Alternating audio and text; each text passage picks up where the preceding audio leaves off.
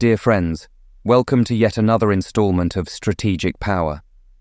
In this video, we discuss the Western sanctions against Russia and their effectiveness, as well as the Russian autocracy and its military appetites, the impact of the sanctions and China's role in evading them, the autocratic nature of Russia and its leaders throughout history.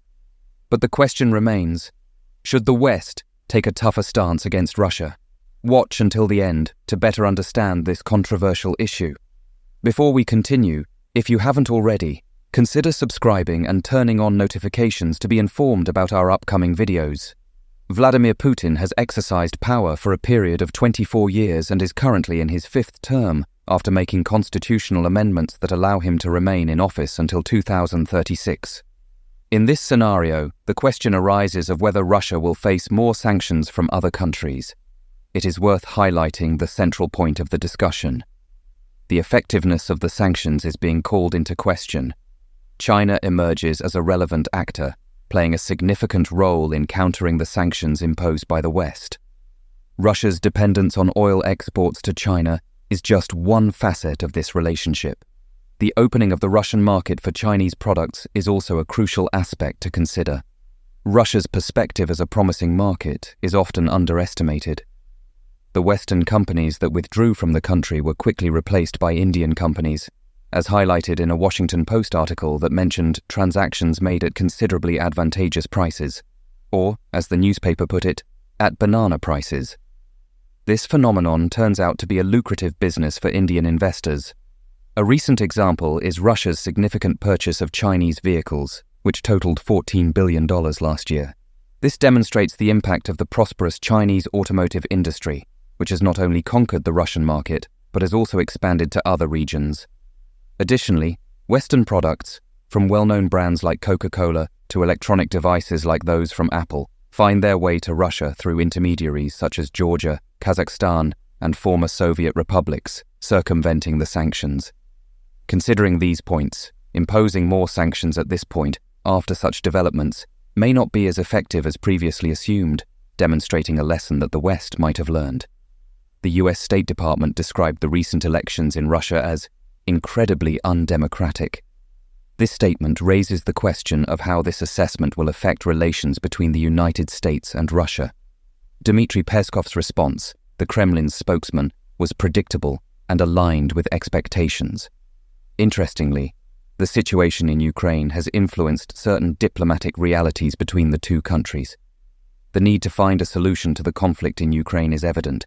The Biden administration recognizes the risk of Ukraine losing more territory during the course of this conflict, in which Russia has consolidated its control over approximately 20% of Ukrainian territory.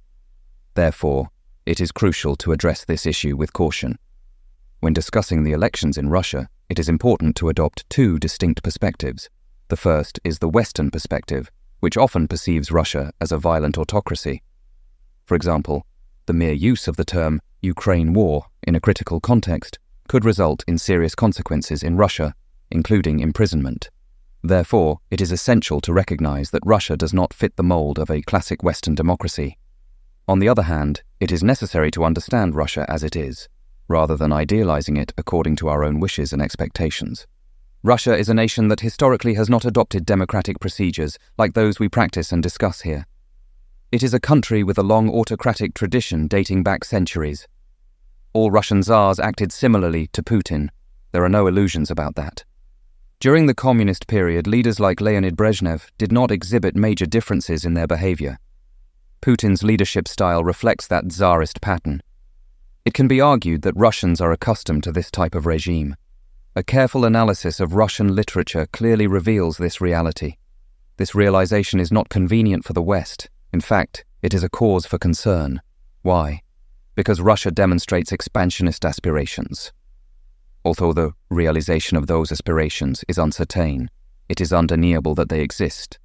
Therefore, an autocracy with militaristic tendencies represents a significant threat.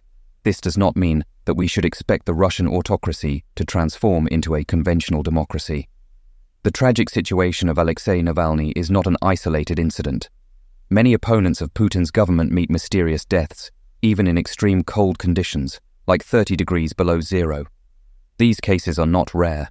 I can easily cite several names besides Navalny's. Although Navalny's fame has increased due to recent events, this pattern of political persecution has existed for a long time. Russia has never known true democracy. From the Tsars to Putin, autocratic and militaristic appetites have always prevailed. Western sanctions have proven ineffective in the face of China's fierce embrace, which profits from buying Russian companies and markets. The United States fears losing more Ukrainian territory to the Kremlin's voracity. Meanwhile, dissidents continue to fall from apartments in the middle of winter. The Russian autocracy shows itself to be more resilient and threatening than ever. Therefore, it is imperative to recognize and prepare to deal with an autocratic power that also demonstrates military ambitions. We cannot underestimate the importance of remaining vigilant in the face of this reality. So, what can effectively contain this monster that has never drunk from the fountain of freedom? Does history condemn us to watching it devour entire nations? Leave your thoughts in the comments below.